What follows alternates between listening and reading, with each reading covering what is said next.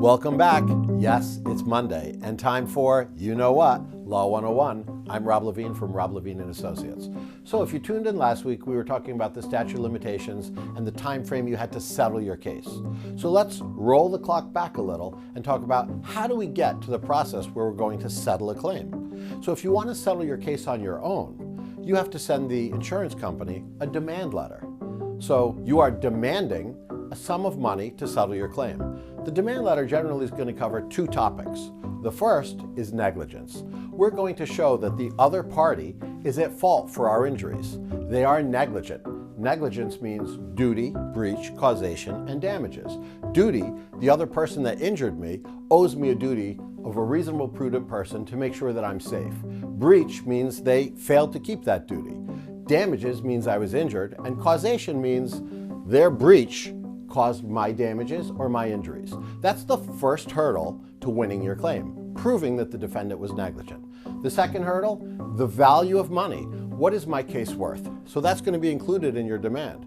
So we're going to look at what were your injuries, what did your doctor write in your medical records, how long did you treat for, what type of injury did you have? Did you have a soft tissue injury or did you have something other than a soft tissue injury? Did you have objective findings, a finding that I could see on an X-ray, CAT scan, MRI? Obviously, by being able to document an injury through an MRI or a CAT scan, you have a more serious injury than a subjective type of injury. Subjective meaning my neck hurts, I'm having a lot of pain and aggravation, but I can't show it to you on a picture from a CAT scan, X-ray, or MRI. The other thing we look at is how were you disabled? Were you partially disabled or were you totally disabled?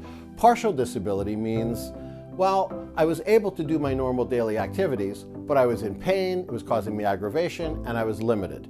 And that's going to come from your doctor.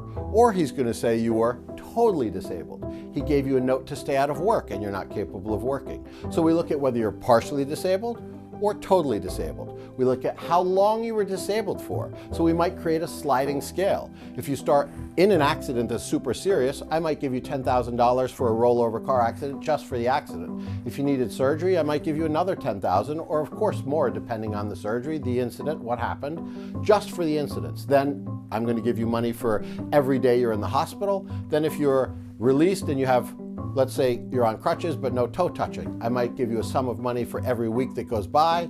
Then you're on a walking boot, I'm going to lower the amount of money. Then you're using a cane, and then you're just in physical therapy. So as your aggravation injury lessens, the insurance company owes you less money for your injury. So we look at that sliding scale, add it up over the period of time, and that's how we come up with the value of your claim. So if you're doing this on your own, you can follow the same formula. Send the demand letter, tell them why the other driver was negligent or other person if it's a slip and fall or a premises liability case.